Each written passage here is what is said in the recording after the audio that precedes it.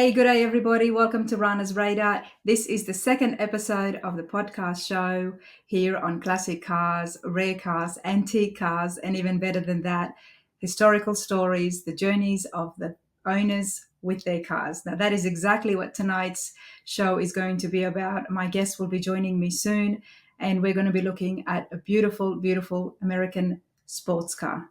Now, when I say American sports car, I'm thinking Corvette. So I hope you are too, and so is my shirt.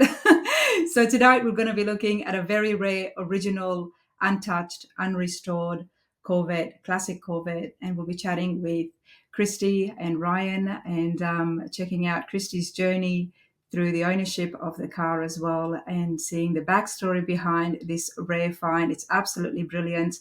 I had a chance to see the Corvette up close earlier this year at one of the shows, and it's magnificent.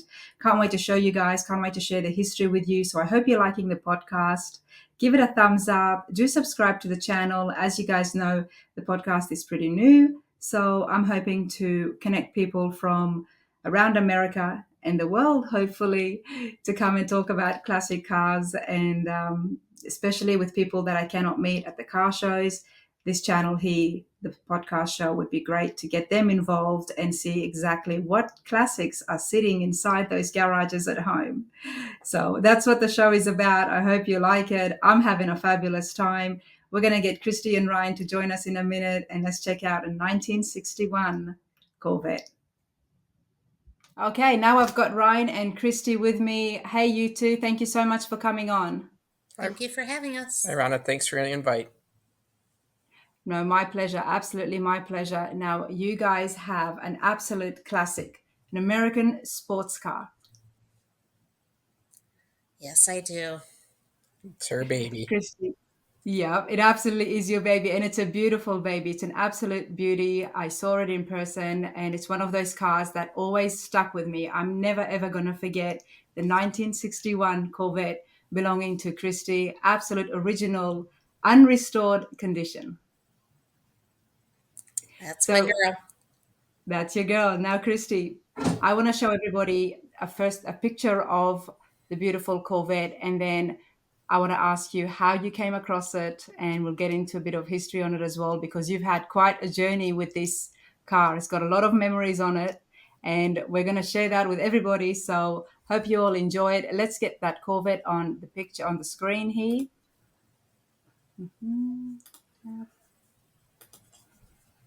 And there she is. Can you guys also see my screen? Yes. I can. Yes, we can. So, Kristi, tell us, what are we looking at here? Beautiful Corvette. It is a 1961 Chevy Corvette in jewel blue. In jewel blue. Now, that's pretty rare. It is. So how did you come across this 1961 rare classic? This car was actually my dad's, and he got it in 1970. In 1970. Okay, now I do have original papers that you guys have sent me as well. But before we get to that, I just want to show a few more pictures of this. Look at it there. There it is in the sun. Now that jewel blue, it's just brilliant, isn't it? I mean, they only made a few colors during the 1961. Yeah, they made, I want to say 7 or 8, but jewel blue was the second rarest color that year, and it was the only year they did that color. They did 855 of them that color. Wow. And it's not just blue on the outside. Even on the inside, it's exactly the same beautiful blue. Let's see if I can put the interior here. Look at that there. Oh, it's beautiful. I love it. Everything is blue. From the steering wheel to the seats, the bucket seats. It's the bucket seats, isn't it? Yes, it is. And Yeah. so many of them that you see have the side coves painted white. That was just an option that year. And the original owner ordered this without that extra option, and I think it looks nice having the blue on blue with the blue interior. 100%. Later on, I'm going to show everybody me getting inside this beautiful classic at one of the car shows that I met this lovely couple. And honestly, it was such a treat. I'm never going to forget that. The full video of the 1961 classic Corvette interview is up on the channel, and I will give a link to the description as well, so you all can see us seeing it for the first time. Now, the inside, now you said your father came across this in 1970. Yes. Okay. He was out in San Diego, California, visiting his brother who lived out there because his brother was in the military. And he saw it drive by. And he was just like, oh my God, I have to have that car. So then he went and he knocked on this lady's door. And he was just like, I saw your car and I want to buy it from you. And she's like, it's not for sale. And so then he went back to his brother's house, went back the next day, knocked on her door again. And he's like, I have to buy this car. This is just a gorgeous car. And she's like, it's not for sale. And then he left. Third day, he goes back and he's like, I'm going back to Minnesota today and I have to have this car. How much do you want for it? What a persistent man. What a Yes, persistent man. He was. Good for him, because if it wasn't for him, then we wouldn't be sitting here today. And so she calls her dad, and her dad was like, $1,400. And my dad was like, I have $1,100. Here you go. Not only is he persistent and wanting this car and hassling this lady that I'm going to have your car, then he starts bargaining. Yep. He was one of those guys that wouldn't take no for an answer. He never took What no a for man. Good for him. So he got the car. I mean, he got this. He convinced this lady that she had no intention of selling it, but he wanted it. Now, where was the love of Corvettes for your dad? Do you remember why he was so, I mean, obviously it's a beautiful classic. I mean, he's always been in love with cars. I mean, he actually sold his, what was it, the 67? He sold his 67 to one of his friends, and he had nicknames for all of his friends. I just know that the nickname for this guy was Rubber Bumper. That's who he sold it to. And he sold that car that he had already to get the money to buy this car. Yep. Yep. And I mean, 1970, that was the time where the Corvettes was the talk of town. It was the American sports car, and he just had to have one. Not only did he get it, but he got it from the original owners. Yes. He got it for the original owners. Now, I want to share you tell me what I'm looking at with the paperwork here. Because let's have a look. Because I think we have got the original sales receipt, which is this the original sales receipt here? Yes, that is the fleet paperwork that shows what dealership it was delivered to and what options were selected, what date it was delivered, the cost, and the original owner's information. Now, 1961, that was pretty unique. I mean, obviously, after that, in the 63s, they brought out some of the bigger engines for the Corvettes. But 1961 still was significant with the Corvette history. Absolutely. Now, Ryan, I think you know more about this than even me. So what can you tell us about 61 Corvette? 61 Corvette was the last year that they had the 283. They went to the 327 starting in 62. It was the first year where they kind of had a split body design. They went to the ducktail design that was prominent in the C2 generation. It was also the first year that it had the quadruple taillights instead of just two taillights. Mm-hmm. Wow. And the grills, one thing that I did notice is that in the 61, the grills were a lot more slimmer compared to some of the other Corvettes. Yes. Yeah, that was the first year that they went away from the big shark teeth grill. And switched to this style in 61 and carried it over to 62. And I 61 mean, and it's 62 are beautiful. basically identical, aside from like the color of the grill, the size of the engine, and then what the trim package is like on the side of the coves. Wow. Now, your father got this from Christy from the original owners, and then he kept it. The thing that amazes me the most is it's in such immaculate condition and it's never been restored. No, It's it an has not. absolute original. Before we get to that, so we're looking at pictures which are very current, the ones that I've been showing everybody here on the screen. As you can see, absolutely beautiful, kept really well. Now, there's a picture here of that exact driveway that your father was going up and down for 3 days Yep. straight until he got his hands and got the car that he wanted. Yep. That's the house that he kept on going to for 3 days. So that's the house of the original owners. Yes. I mean, it's amazing. Even just from this picture, we can see the Corvette and the way it's looking. It looks exactly the same as it does today. Yeah.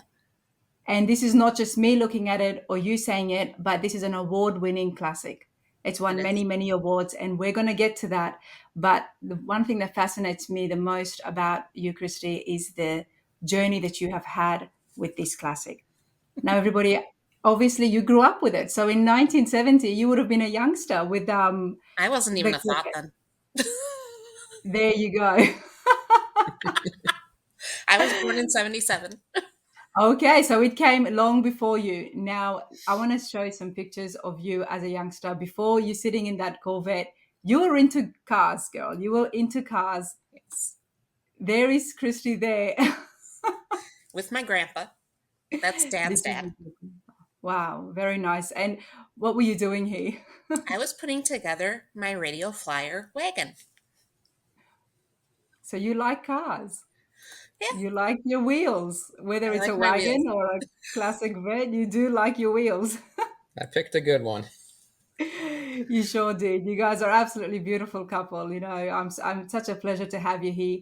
Now, there's another picture here I want to show everyone. So that's you as a youngster, and then we've got you. I mean, you would have been what, maybe 8 or 9 here. Well, that's my little sister on the back. Okay, And then I was probably 12 or 13. 12 or 13. Yep. And where is this at? It looks like it's kind of like a show with people sitting down and watching as well. This is my hometown of Afton, Minnesota. And this is the 4th of July parade. So all of Afton and the surrounding towns, they all come to this parade on the 4th of July. Nice. And what a treat for everybody to see this classic coming down the street. And you guys, your whole family is just there sitting in the back. They basically fit their entire family in that car, aside from her little sister. Yep. Now that's a small car.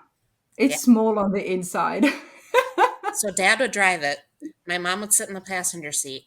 I would sit on Mom's lap, and my older sister would sit in the middle. Wow. Wow. And there really is not much room with those two seats. No. Not at all. But you know what? It didn't matter back then. It really didn't, because as long as the whole family is there and you're holding on to your mum, and that's all that mattered, isn't it? Now, Christy, this is your dad here. That is my dad. Very nice. Beautiful photo. Where is this at?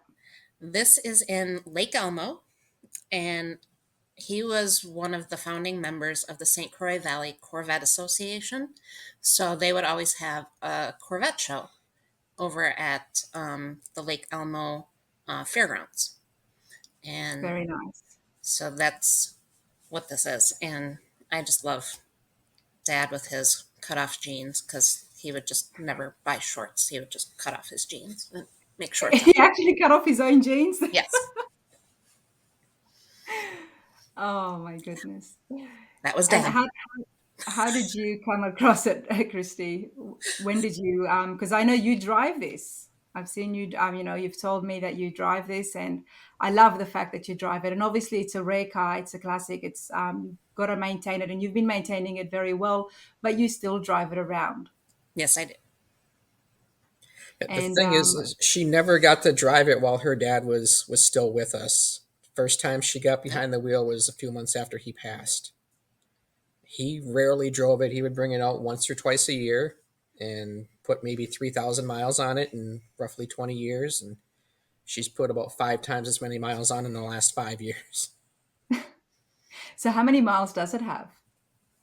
That's something a lot of Corvette owners like to talk about. It's right around 108,000 now, just over 108,000. which is still very good. Oh yeah. Which is still very good for anybody who owns a Corvette, especially a rare Corvette. That's not much in the scheme of things, considering how old the car is. Especially a 50-year-old car. A 50-year-old car. There you go. Now, why did he not drive it, or did he not allow you to drive it? Well, he kind of switched over to Model A's in Mhm. his older age because he was 6'4". It was difficult for him to get in and out of. Um, so the Model A's were just easier for him to get in and out of. And he also had a very large selection of vehicles to choose from. Because when he passed, he had 4 Corvettes and 4 Model A's. Wow. Yeah. And you had your eye on the Corvette, Oh, the 61. I called this baby when I was 5 years old. 5 years old. You Yeah, claimed pretty it much when when I you were was putting that radio flyer together, it was about that age. And what is it about this 61 that attracts you, that draws to you the most? Well, I was always daddy's girl.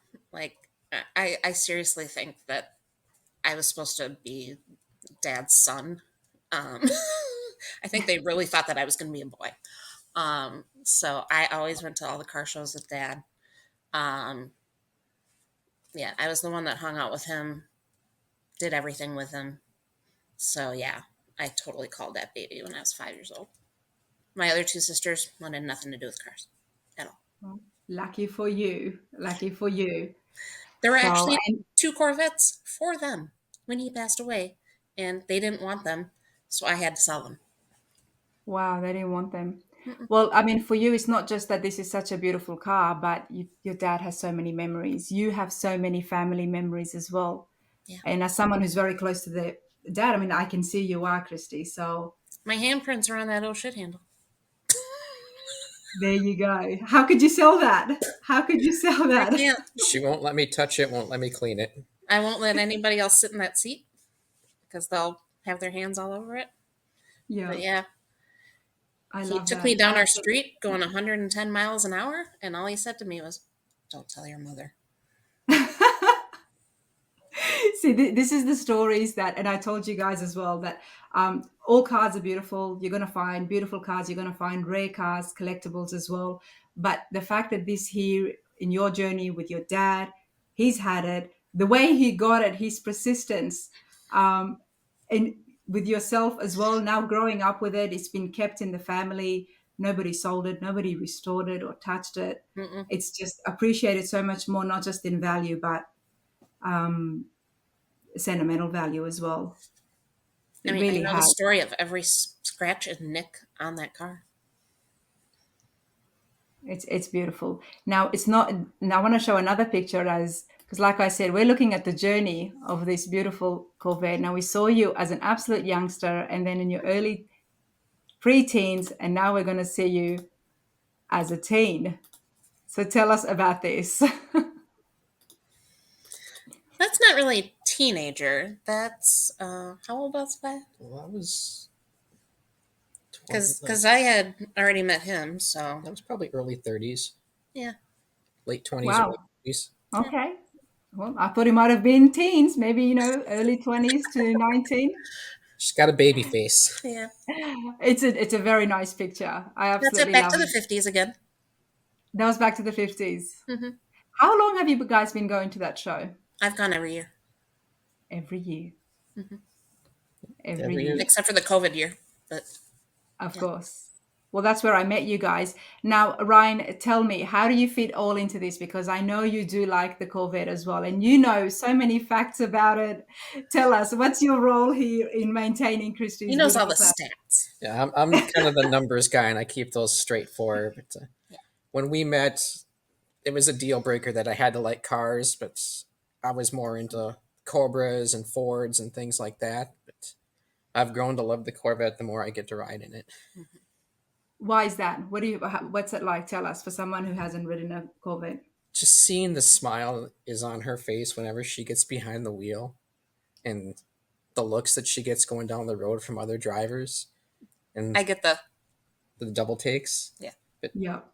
and it's just a fun car to ride in, and the rare occasions I've been able to drive it, it has been a blast to kind of just put the pedal down and cruise and not have to worry about anything breaking down because we know how the stuff works on there and we're keeping it in shape. Mhm. So tell us about that. I mean, for so many years, the engine hasn't been changed. What is the small things that you do to maintain it and keep it running because you guys do drive it? It's just the general maintenance, the oil changes and checking the plugs and the wires and things like that. And some things over time do have to be swapped out, like the general things that'll break down, like shocks and tires Mhm. The and the exhaust. exhaust. The original exhaust finally got swapped out about 2 years ago, and a couple months ago we bit the bullet and finally put radials on it. It was still running on the old bias ply tires, and we looked at the date on those tires, and they were 20 years old. Wow. So they were ready to go. But I mean, it speaks of the durability and reliability of the make. Absolutely. Yes. And when that exhaust was taken off, it pretty much disintegrated. It was Swiss Yeah. cheese. Yeah. Wow. Because it Well, was that the was the original first exhaust. G. Well, 61 was actually the first G where the exhaust then went underneath the car as opposed to coming out on the sides. Hmm. Correct. Yep. And the Wow. thing that we really like is that her dad was a parts guy at a dealership in the Twin Cities here in the late 60s. And he basically stockpiled any part that we would ever need for that car. So when the original exhaust needed to be replaced, we had the new old stock mufflers in his basement, in the garage, ready to go on. Yep. Wow. Because that was my next question. How do you go about finding parts that if you Go down needed in to? Dad's basement. We go to Wow. his basement, or we have a guy that's just down the road from us who works specifically on these early Corvettes and the parts that her dad had that won't work on the 61, but he can use them on other cars. We'll kind of Hmm. trade him those parts for labor, and if he has parts that'll fit on it in his workshop or in his storage area, he'll put those on for us. Yep. He barters. I love it. He barters. Yep.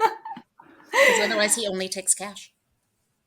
Okay, okay. Well, that's the kind of person you need, especially when dealing with the classics. You got to have that man down the road, or, across Hmm. from town where he knows what you guys have and you know what that he can look after you and get you what you need. Yep. But we've learned so much from him and from people in NCRS that do tech sessions and have Tons. get-togethers, and we learned more about this car in the last 5 years than she knew the entire time she was living at home with her dad. Yeah. Okay, so tell us about NCRS. What's that? So that's the National Corvette Restorer Society. They basically focus on teaching people about the originality of Corvettes and how they were made, and it's a learning experience for people that buy the older vehicles that don't really know what it's supposed to look like or how it came out of the factory and things like that.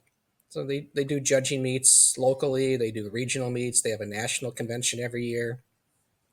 Well, It's no just wonder they have you guys on speed dial it's a when fun you've got group an of people. original unrestored Corvette. So this is the same association that gave you that very big award. Let's have a look here. Or is that Bloomingdale? Was that different? That's a little different, but Yeah. Bloomington is a little different. Yeah. Bloomington Gold and NCRS are very similar.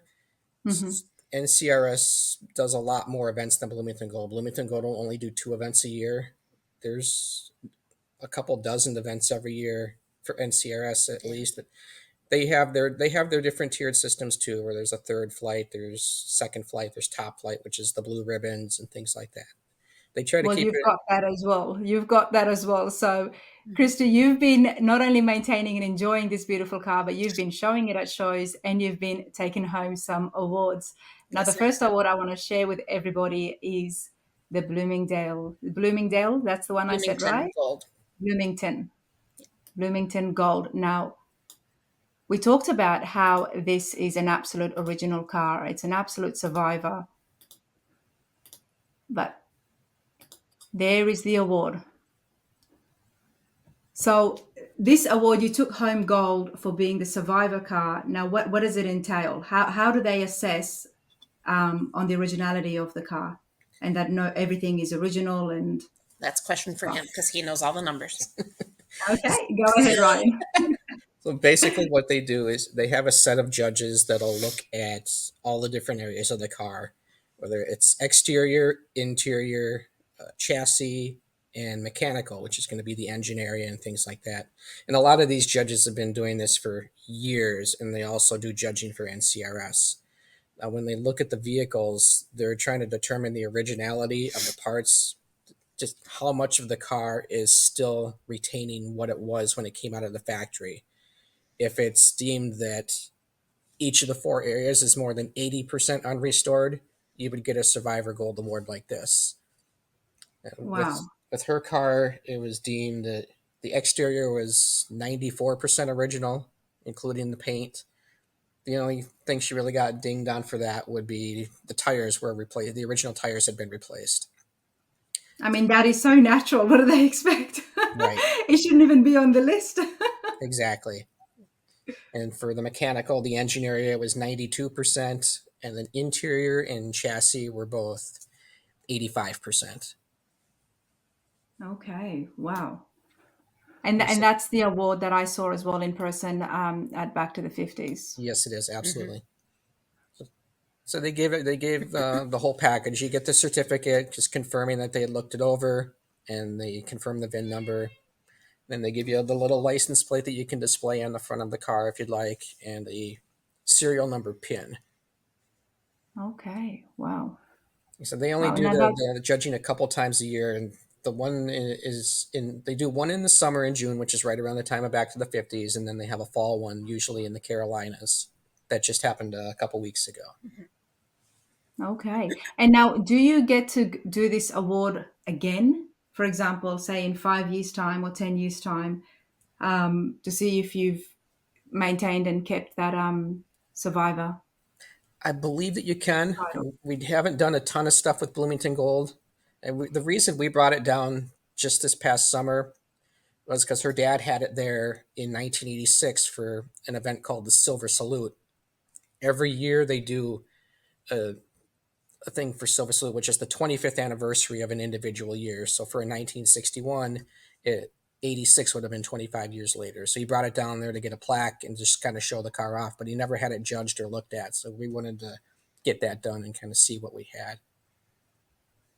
Well, I'm glad you did. Now, that's not the only award that you guys have taken home. More recently, we've got a beautiful ribbon here.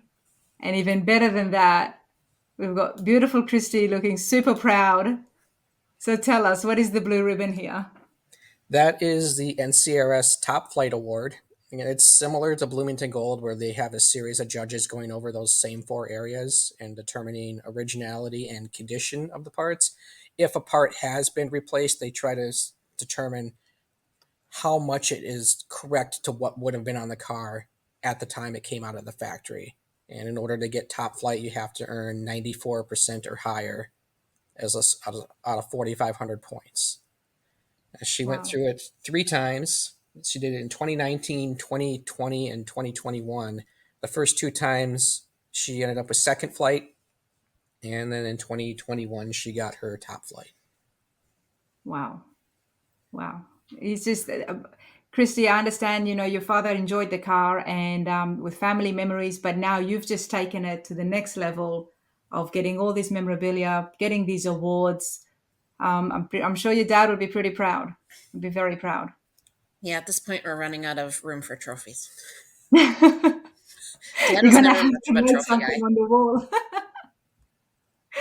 No, you're going to have to make something up on the wall. Now, I mean, I absolutely love this. I do want to share a small clip of me trying to get inside this. Now, the car is beautiful, and the inside is even more brilliant because it's the same blue, jewel blue, as we mentioned. Getting inside it is a little bit tough. It's very narrow. And you mentioned your father was very tall. 6'4". 6'4". Me as a short person, when I got in there, and I was like, Kristi, like I'm not that comfortable sitting here. I said, I'm sitting here behind the steering wheel, and I couldn't even see properly in front of me. But him being that tall with longer legs. All right, everybody, I have to show you a little clip of our interview at Back to the 50s this year. Let's have a look.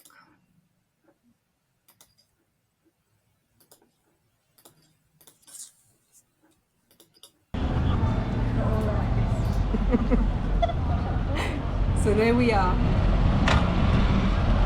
Definitely a process. I look tall in the car. I'm a shorty, and I had trouble trying to get inside. So I could imagine how a 6-foot man would need to just get in, scoot down, and lay down, and then and when they're driving, they're basically looking just at the top of the steering wheel. It's very unforgiving. Very, very. You really got to know what you're doing and use your other senses, I'm guessing. Now, I just want to pause it there and coming back to Kristi, you said the whole family sat in this car. Yes. The whole family. Now, I mean, everybody needs to just have a look with the 2 bucket seats there. Not much room at all. It would have been very squishy. And my poor sister had to have that button in her back the entire time.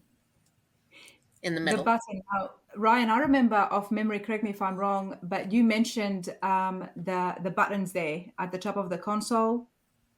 Was that the first view for that as well? No, that was pretty standard on a lot of the earlier Vettes. Just ours is a little different because many of the Corvettes, if you press that button, you would be able to open up the area that the soft top would sit in. But this one is a soft top delete, so it's just extra storage for us. That's right. And I think you did open that as well in the video, so people can go in and have a look at it. But even from there, you can see just how beautiful the inside is, how well kept it is. Absolutely. Very clean, not a scratch on it. Thank you for staying in contact. Oh, absolutely. So When I was walking around, I said, okay. And yeah, it's a I tight really fit with the appreciate top that. off. Even with the top on, it's an even tighter fit. Yeah. But you don't have the top on. Why would you? Not in the summer. We try to keep it off as much as we can. Yep. And where do you store it? It's obviously in a garage, covered. Yes. Yep. Yep. And the paint, do you do anything to keep that brilliant blue? No, not No, really. just wash it a couple times over the summer, and that's about it. Some detailing spray, and that's it. Yeah. That's it. There's no fade, nothing. I mean, it's an absolutely brilliant Corvette. I love it. And what are the plans? Where's your next show? Because I do know you guys travel a lot for the car show. So where are you off to next? We haven't started planning for next year yet. That will probably be a couple months down the road. I usually do that in February when the snow is here and I'm just like itching to get out. So I start to plan my summer. But, like all Corvette owners, you keep it away from the snow, I'm guessing. yes. Oh, yes. But you can guarantee that we will be at Back to the 50s next year again. Yes. And then we're also planning on doing the NCRS Regional in June in Rochester, Minnesota, which is a little bit longer weekend. Yep. And a lot more Corvettes show up to that. Okay. Well, I'll be back to the 50s as well. Absolutely love that show. It's one of my favorites. It's one of the top favorites. We got there. This is Martin. Hey, he wants to be part of the show. Yes. You know what? I'll definitely be back to the 50s next year, and I hope to run into you guys so we can have a chat and say hello again, and so I can see that Corvette. I'm looking forward to seeing it again. Back to the 50s was a brilliant show. There's so many videos. I've got about 6 parts on that for anybody who's interested. We've done so many interviews. Kristi and Ryan is there as well with their 61 Corvette. Vendors shows, check it out. I will keep a description in the video here and put links to it. But you guys, I appreciate this so much. Thank you so much for coming on. The podcast show, as I mentioned, is new. So this is my second episode, and I had to feature the beautiful 61 Corvette. And I have to say that the funniest thing that happened at Back to the 50s was probably the lady that said, is this a convertible? Didn't you have the top off? Yeah, I did. And I was like, yeah. And then the lady, she also asked me, do you get to drive it? I'm like, it's my car. Yeah, I get to drive it. Oh, that's like, so funny. especially because it's so funny. It was out on the street. It was on. Yes. It wasn't inside a showroom. It wasn't inside a closed area. It's not a Wonder Woman top, honey. It's not invisible. That's funny. But you know what else I just remembered from the show as well? We were just talking at the show in the interview. We were talking about how well you've kept it and, in what good condition The this umbrella, original Corvette yes. is. And it got windy. And as I'm standing there next to Kristi, this umbrella just starts flying over. And I just about had a heart attack. You nearly did. I did too. I got very scared at that moment as well. Mm-hmm. Did not want to damage that, especially after we were sitting there saying how beautiful. Like people hang on to your umbrellas. Yes. Weigh them down, especially around classic cars. That was a close one. That was absolutely a close one. Oh, you guys, it's been an absolute pleasure. I do appreciate this, and you hold on to that. I know you will. And if anybody out there sees Kristi driving around, just give her a big wave and a big thumbs up, because there's no better feeling than driving a car and getting that attention. We always say in the Corvette world, save the wave. I didn't know that. Now I know that. Yep. It's a Corvette thing. Save the wave. I love it. You guys are an absolute pleasure, as always. It's been an absolute pleasure. Thank you so much for coming on. I hope you've enjoyed it. I hope you've enjoyed your time coming and chatting from the comfort of your home. That's what the podcast shows are all about, connecting people from all around America and bringing the love of classics to Ranas Radar. Thank you so much, you two. I really appreciate the invite.